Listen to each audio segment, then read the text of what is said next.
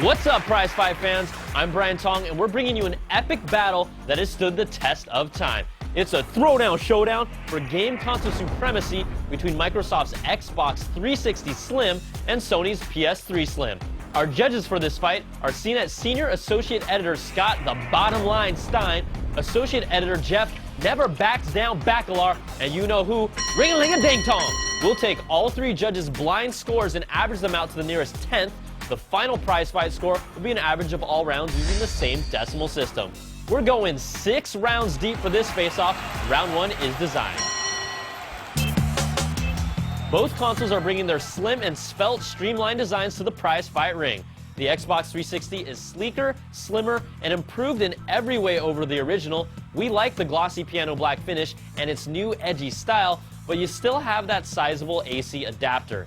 The PS3 Slim is the sleeker of the two and more travel-friendly, but its matte finish takes away some of the sexy, and it still kind of resembles a George Foreman grill, and it feels a lot more generic compared to the new Xbox Slim.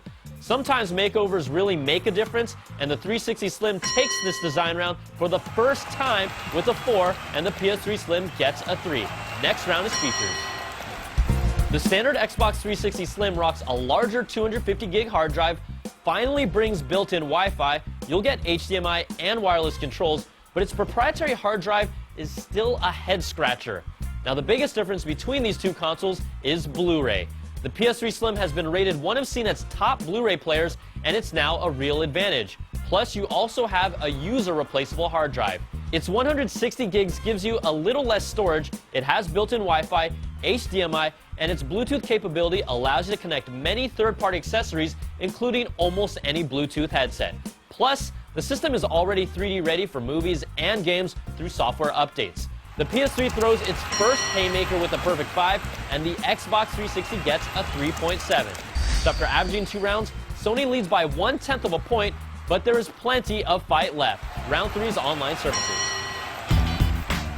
Microsoft's Xbox Live service is the gold standard for online gaming on a console.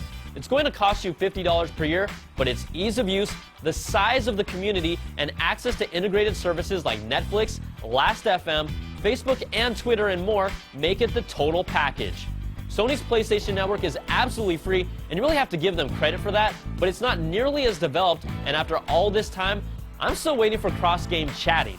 PlayStation Plus is a new $50 annual service, but you're really paying for exclusive content instead of new online features.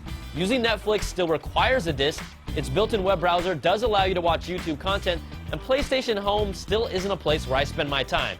Microsoft strikes back with a perfect 5 of its own, and Sony gets a 3.3. Round 4 is up next, and it's the only reason we're all here, for the game. Both consoles are packed with franchise titles that each side wishes they could have. The 360 can brag about the bloody battlefields of Gears of War, the unlimited adventure that is Fable, and the world of Halo and Master Chief, but it's lost some of its momentum.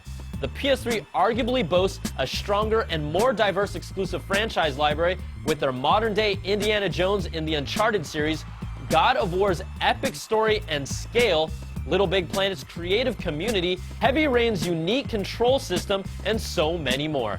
Now, when it comes down to downloadable games, the Xbox Live Arcade has a much deeper and diverse library of games from the past, and it continues to release awesome new exclusives like Limbo.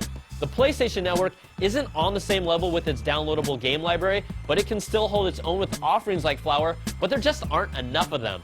You can still play most of your original Xbox titles on the 360 Slim, but backwards compatibility on the PS3 Slim is non-existent. Both consoles have games that make each one just as drool-worthy as the other, and the judges call this round a tie at 4 points apiece. So after 4 rounds, the Xbox has taken control, leading by 4/10 of a point, but we've still got 2 more to go. Round 5 is graphics performance. The 360 Elite and PS3 both have titles that showcase their graphical prowess. Even if it's subtle, the 360 Slim has shown to have a slight advantage when comparing the same third-party titles, but then, when it comes to console-exclusive titles, the PS3 really flexes its technical muscle. Now, Jeff and Scott called this round even, but if we're talking about the best graphics available, why don't you sit down and play God of War 3 or Uncharted 2 and show me an Xbox game that can best them?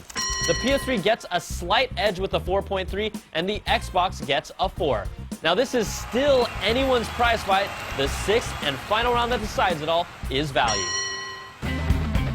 Both of these consoles are $299 at their entry level, and you guys can argue all you want about who has the better games and who has the better graphics, but when you're talking about value, it really comes down to one thing, and it's the PS3's Blu-ray player that will support 3D content into the future and makes the PS3 Slim more than just a gaming console. And if you want to play online with your Xbox, you'll still have to pay $50 more per year. In the final round, the PS3 Slim gets a perfect 5, and the Xbox 360 gets a 3.7. So let's average out the scores for all 6 rounds, and after a back-and-forth battle where both sides held the lead, we are tied at 4.1 points apiece.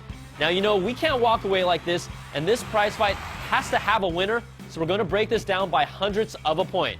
So do the math for yourselves, people, but after a 6-round throwdown, the Sony PS3 Slim holds on with a 4.10 to 4.06 in the closest prize fight in CNET history and is your prize fight winner. You can't go wrong with either of these consoles, and if you're lucky enough, get both of them. But Sony's Blu-ray player that used to seem like a gimmick in the past is now the difference maker. I'm Brian Tong, thanks for watching, and we'll catch you guys next time for another prize fight. Woo-hoo!